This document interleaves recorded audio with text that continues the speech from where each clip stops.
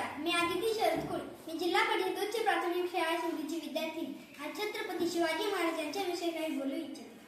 महाराष्ट्राचा जो इतिहास लिहिला तो कुणी येऱ्या गेलेले नव्हे, तर महाराजांचा इतिहास लिहिला तो हिरव्या पिवळ्या शालीनं, तलवारीच्या खणखणाटीनं, घोड्यांच्या डापानं आणि शहराच्या डफानं. आणि हाच इतिहास घडविला छत्रपती शिवाजी महाराजांनी. मुद्राच्या छत्रपती शिवरायाला, रयतेच्या राजाला, ज्याच्या भक्तीला जोडणे शौर्याला जोडणे, जो अथांग हे सागरा समान, ज्याचं छत्र म्हणजे आभाळाचा सन्मान, काळीज आहे सह्याद्री, ज्याला शंभूंचा अभिमान, महाराष्ट्राचा देवाऱ्या त्याचंच पहिलं स्थान. असे पोडकता पुरंदर क्षत्रिय कुलावंतुंस, सिंहासनाधीश्वर राजाधिराज श्रीमंत श्री श्री श्री शिवछत्रपती शिवाजी महाराज की जय.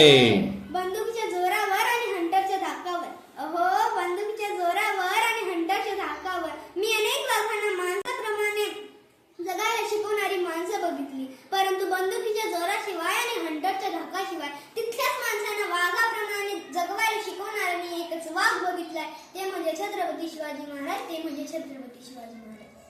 मित्रांनो, आज आपण ज्या महाराष्ट्रामध्ये राहत आहोत तो महाराष्ट्र म्हणजे काय? तो महाराष्ट्र म्हणजे शिवरायांच्या विचारांचा, जिजाऊंच्या संस्कारांचा, शंभूंच्या पराक्रमाचा साक्षीदार म्हणजे हा माझा महाराष्ट्र.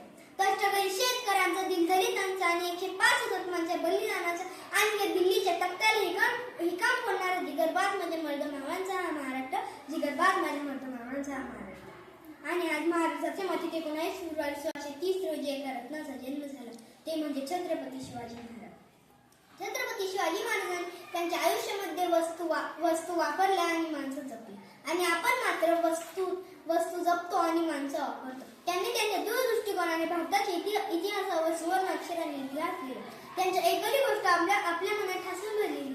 आणि असाच एक प्रसंग तुम्हाला सांगावा असं वाटतं. एकदा छत्रपती शिवाजी महाराज कर्नाटकाच्या मोहिमेवर परत येत होते, तेव्हा तिथे बेलवाडी नावाचे गाव होते. तेथे मल्लममध्ये देसाई नावाची धाकशीदारीण तेथे राहत होती. दादाजींना वाटले जाता जाता हा गड घेऊन जावा, म्हणून दादाजींनी थोडा तिथं सैन्य गोळा केले आणि तेथे मावळ्यांचा पराभव झाला. दादाजींनी ठरवलं मला काहीच करायचं नाही, फक्त शिवाजी महाराजांपुढे दरबारात उभे करायचे.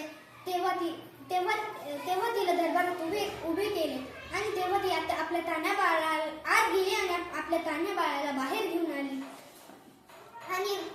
आणि तिला वाटलं जसं प्रत्येक राजा आपल्या गुन्हेगाराला शिक्षा देत असतो, तसं हाही राजा मला शिक्षा देणार, माझ्या आणि माझ्या बाळाला मारून टाकणार. आणि त्यांनी हे ऐकून शिवाजी महाराजांनी सुतहस्य केलं आणि शिवाजी महाराजांनी चिखलीसाला इशारा केला.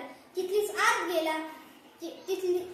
आत गेला तो दुधाची वाटी घेऊन बाहेर आला आणि त्या मल्लम देसाईच्या मुलाला शिवरायांनी मांडी उचललं आणि मांडीवर ठेवलं आणि म्हणाले, हा जो आमच्या मांडीवर दिसत आहे ना, तो आमचा भाचा, म्हणजे तुम्ही आमच्या भगिनी झालो. आणि कोणता भाऊ आपल्या बहिणीचं राज्य भडकावून ठेवतो? अहो दादाजी, बहिणीचं राज्य घ्यायचं नसतं तर बहिणीला राज्य द्यायचं असतं.